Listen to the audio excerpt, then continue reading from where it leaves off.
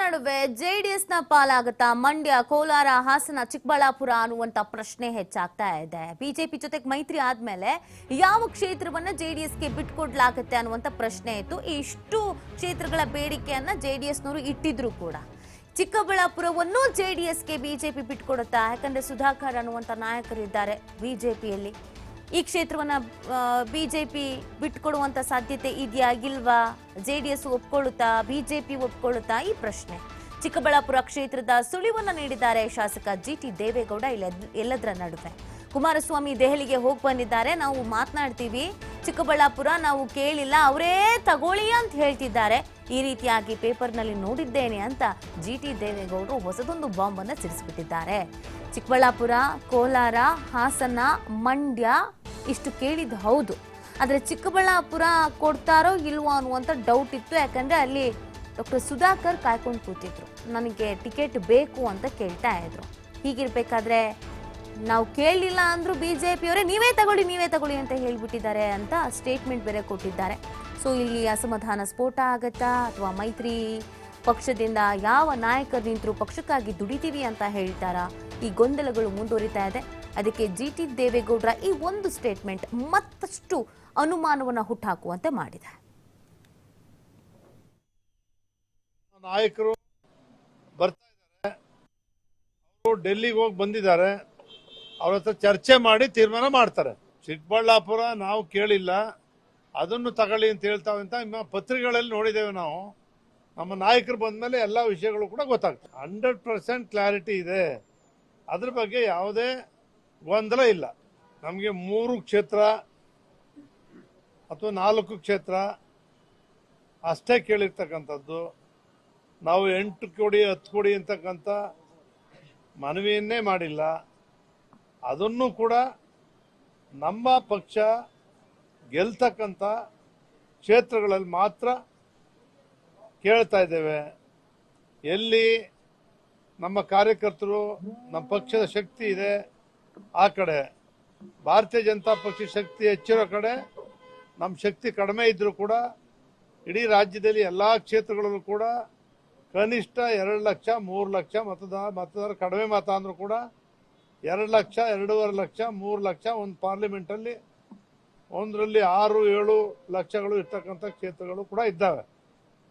ಆ ಮತಗಳನ್ನು ಸಂಪೂರ್ಣವಾಗಿ ಭಾರತೀಯ ಜನತಾ ಪಕ್ಷದ ಅಭ್ಯರ್ಥಿಗಳಿಗೆ ಹಾಕ್ಸ್ತಕ್ಕಂಥದ್ದು.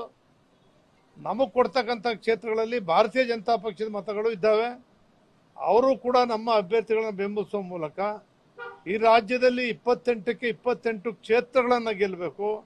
ನರೇಂದ್ರ ಮೋದಿಯವರು 3ನೇ ಬಾರಿಗೆ ಮತ್ತೊಮ್ಮೆ ಪ್ರಧಾನಮಂತ್ರಿ ಆಗಬೇಕು ಅಂತಕ್ಕಂಥ ಗುರಿಯನ್ನ ಇಟ್ಕೊಂಡು ನಮ್ಮ ಪಕ್ಷ ಕೆಲಸವನ್ನ ಮಾಡ್ತಾ ಇದೆ. ನಮ್ಮ ನಾಯಕರು ಬರ್ತಾ ಇದ್ದಾರೆ. ನೋಡಿ, ಜಿಟಿ ದೇವೇಗೌಡರ ಸ್ಟೇಟ್ಮೆಂಟ್ ಅನ್ನ ನೀವು ಕೇಳಿಸ್ಕೊಂಡ್ರಿ. ನಮ್ಮ ನಾಯಕರು ಬರ್ತಾ ಇದ್ದಾರೆ, ಆದರೆ ನಾವು ಪೇಪರಲ್ಲೆಲ್ಲ ನೋಡಿದ ಹಾಗೇನೆ ನಾವೇನು ಚಿಕ್ಕಬಳ್ಳಾಪುರ ಕೇಳಿಲ್ಲ, ಆದರೆ ಅವರೇ ತಗೊಳ್ಳಿ ಅಂತ ಹೇಳ್ತಿದ್ದಾರೆ ಅನ್ನುವಂಥ ಸ್ಟೇಟ್ಮೆಂಟನ್ನು ಕೊಟ್ಟಿದ್ದಾರೆ. ಒಂದಷ್ಟು ಗೊಂದಲ ಇದ್ದಿದ್ದು ಹೌದು. ಮಂಡ್ಯ ಮತ್ತು ಹಾಸನವನ್ನ ಬಿಟ್ಕೊಡ್ತಾರೆ ಬಿಜೆಪಿಯವರು ಜೆಡಿಎಸ್ಗೆ. ಬಟ್ ಕೋಲಾರ ಮತ್ತು ಚಿಕ್ಕಬಳ್ಳಾಪುರ ವಿಚಾರದಲ್ಲಿ ಏನಾಗತ್ತೆ ಅಂತ. ಬಟ್ ಈಗ ಚಿಕ್ಕಬಳ್ಳಾಪುರವನ್ನೂ ಕೂಡ ಬಿಟ್ಟುಕೊಡ್ತಾರೆ ಅನ್ನೋದು ಇವರ ಸ್ಟೇಟ್ಮೆಂಟ್ ಮುಖಾಂತರವಾಗಿ ಹೇಳ್ತಾ ಇದ್ದಾರೆ. ಈ ಬಗ್ಗೆ ಮತ್ತಷ್ಟು ಮಾಹಿತಿಯನ್ನು ನೀಡ್ತಾರೆ ನಮ್ಮ ಪ್ರತಿನಿಧಿ ಸ್ವಾಮಿ. ಬಿಜೆಪಿ ಮತ್ತು ಜೆಡಿಎಸ್ ಮೈತ್ರಿ ಆದ್ಮೇಲೆ ಈ ಕ್ಷೇತ್ರ ಹಂಚಿಕೆ ವಿಚಾರಕ್ಕೆ ಸಂಬಂಧಪಟ್ಟಂತೆ ಕೆಲವು ಕಡೆಯಲ್ಲಿ ಪೈಪೋಟಿ ಇದ್ದಿದ್ದು ಹೌದು, ಕೆಲವು ಕಡೆಯಲ್ಲಿ ಗೊಂದಲ ಇದ್ದಿದ್ದು ಹೌದು. ಚಿಕ್ಕಬಳ್ಳಾಪುರ ವಿಚಾರದಲ್ಲಿ ಬಿಜೆಪಿ ಕೂಡ ಸ್ಟ್ರಾಂಗ್ ಆಗಿದೆ, ಅಥವಾ ಅಲ್ಲಿ ಅಭ್ಯರ್ಥಿ ಆಗ್ಬೇಕು ಅಂತ ಅನ್ಕೊಂಡವ್ರು ಕಾಯ್ಕೊಂಡು ಕೂತಿದ್ದಾರೆ ಅನ್ನೋದು ಕೂಡ ಚರ್ಚೆಯಲ್ಲಿ ಇತ್ತು. ಬಟ್ ಈಗ ಜಿಟಿ ದೇವೇಗೌಡರು ಹೇಳೋ ಪ್ರಕಾರ ಅದನ್ನು ಕೂಡ ಬಿಜೆಪಿಯವರೇ ನೀವೇ ನಿಂತ್ಕೊಳ್ಳಿ ಅಂತ ಹೇಳ್ತಾ ಇದ್ದಾರೆ. ಏನೆಲ್ಲ ಬೆಳವಣಿಗೆ ಆಗ್ತಾ ಇದೆ ಚಿಕ್ಕಬಳ್ಳಾಪುರ ಕ್ಷೇತ್ರದ ವಿಚಾರಕ್ಕೆ ಸಂಬಂಧಪಟ್ಟಂತೆ? ನಿತಿ, ಇವತ್ತು ಜೆಡಿಎಸ್ ನಾಯಕರ ಕೋರ್ ಕಮಿಟಿ ಸಭೆ ಈಗಾಗಲೇ ಪ್ರಾರಂಭ ಆಗಿರುವಂತದ್ದು. ಸಭೆಗೆ ಮೊದಲೇ ಪ್ರತಿಕ್ರಿಯೆ ನೀಡಿದಂತ ಶಾಸಕ ಜಿಟಿ ದೇವೇಗೌಡರು ಯಾವ ಕ್ಷೇತ್ರದಲ್ಲಿ ನಮ್ಮ ಅಭ್ಯರ್ಥಿಗಳು ನಿಲ್ತಾರೆ, ಯಾವ ಕ್ಷೇತ್ರದಲ್ಲಿ ನಮ್ಮ ಆ ಶಕ್ತಿ ಪ್ರದರ್ಶನ ಹೆಚ್ಚಾಗಿದೆ, ನಮ್ಮ ಪ್ರಾಬಲ್ಯ ಹೆಚ್ಚಾಗಿದೆ, ಜೊತೆಗೆ ಬಿಜೆಪಿ ಬೇರೆ ಕ್ಷೇತ್ರಗಳ ಯಾವ ರೀತಿ ಒಂದು ಸಪೋರ್ಟ್ ಮಾಡಬೇಕು ಅನ್ನೋ ವಿಚಾರವಾಗಿ ಇವತ್ತು ಪ್ರಮುಖವಾಗಿ ಸಭೆ ನಡೀತಾ ಇರುವಂತದ್ದು.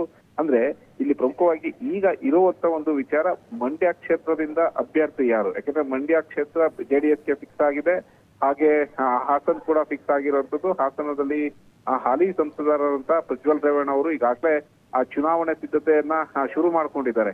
ಇನ್ನ ಉಳಿತದ ಹೊರತುಪಡಿಸಿ ಕೋಲಾರ ಹಾಗೂ ಚಿಕ್ಕಬಳ್ಳಾಪುರದಲ್ಲಿ ಯಾರು ಅಭ್ಯರ್ಥಿಯಾಗಿ ನಿಲ್ತಾರೆ ಅನ್ನೋದು ಕೂಡ ಸಾಕಷ್ಟು ಕುತೂಹಲ ಮೂಡ್ತಾ ಇರುವಂತದ್ದು. ಒಂದು ಕಡೆ ಚಿಕ್ಕಬಳ್ಳಾಪುರದಿಂದ NDA ಅಭ್ಯರ್ಥಿಯಾಗಿ JDS ಅಭ್ಯರ್ಥಿ ಕಣಕ್ಕಿಳಿತಾರ ಅಥವಾ ಏನು ಈಗಾಗಲೇ ಉನ್ನತ ಮಟ್ಟದಲ್ಲಿ ಒಂದ್ ರೀತಿ ಕಸರತ್ತನ್ನು ಮಾಡ್ತಾ ಇರುವಂತಹ ಬಿಜೆಪಿಯ ಮಾಜಿ ಸಚಿವ ಡಾಕ್ಟರ್ ಸುಧಾಕರ್ ಅವರನ್ನ ಕಣಕ್ಕಿಳಿಸ್ತಾರ ಅನ್ನೋದು ಕೂಡ ಸಾಕಷ್ಟು ಕುತೂಹಲ ಮೂಡಿಸ್ತಾ ಇರುವಂತದ್ದು. ಹಾಗಾಗಿ ಇವತ್ತು ಸಭೆಯಲ್ಲಿ ಮಹತ್ವದ ತೀರ್ಮಾನ ಅಂದ್ರೆ ಹೈಕಮಾಂಡ್ ಒಪ್ಪಿದಂತ ಸಂದರ್ಭದಲ್ಲಿ ಚಿಕ್ಕಬಳ್ಳಾಪುರದಲ್ಲೂ ಕೂಡ ಮೈತ್ರಿ ಅಭ್ಯರ್ಥಿಯೇ ಸ್ಪರ್ಧೆ ಮಾಡ್ಲಿ ಎಂಬ ವಿಚಾರ ಏನಾದ್ರು ಹೈಕಮಾಂಡ್ ಒಪ್ಪಿದಂತ ಸಂದರ್ಭದಲ್ಲಿ ಅಲ್ಲಿ ಅಭ್ಯರ್ಥಿಗಳನ್ನ ಯಾರು ಹಾಕ್ಬೇಕು ಅಥವಾ ಯಾರಿಗೆ ಅವಕಾಶ ಕೊಡಬೇಕು ಅನ್ನೋದ್ರ ಬಗ್ಗೆ ಇವತ್ತು ಆ ಕೋರ್ ಕಮಿಟಿಯಲ್ಲಿ ಒಂದು ಎಲ್ಲಾ ನಾಯಕರ ಒಂದು ಚರ್ಚೆ ಮಾಡಿ ಆ ನಂತರ ಆ ನಿರ್ಧಾರವನ್ನ ಮಾಜಿ ಪ್ರಧಾನಿ ದೇವೇಗೌಡರಿಗೆ ತಿಳಿಸ್ತಾರೆ. ಆ ನಂತರ ಅಧಿಕೃತವಾಗಿ ಆ ಘೋಷಣೆ ಮಾಡುವ ಸಾಧ್ಯತೆಗಳಿದೆ. ಒಟ್ಟಾರೆಯಾಗಿ ಮಂಡ್ಯ, ಕೋಲಾರ ಹಾಗೂ ಹಾಸನ ಕ್ಷೇತ್ರಗಳಿಗೆ ಸಂಬಂಧಪಟ್ಟಂತೆ ಎಲ್ಲವೂ ಪರಿಪೂರ್ಣ ಆಗಿದ್ದು, ಆದ್ರೆ ಇನ್ನು ಉಳಿಕೆ ಕ್ಷೇತ್ರಗಳಲ್ಲಿ JDS ನಾಯಕರು ಅಭ್ಯರ್ಥಿಗಳು ಕಣಕ್ಕಿಳಿತಾರ, ಇದಕ್ಕೆ ಹೈಕಮಾಂಡ್ ನಾಯಕರು ಗ್ರೀನ್ ಸಿಗ್ನಲ್ ಕೊಡ್ತಾರ ಅನ್ನೋದು ಕಾದ್ ನೋಡ್ಬೇಕಾಗಿದೆ. ಓಕೆ, ಥ್ಯಾಂಕ್ ಯು ಸ್ವಾಮಿ ತಮ್ಮೆಲ್ಲ ಡೀಟೇಲ್ಸ್ಗಾಗಿ.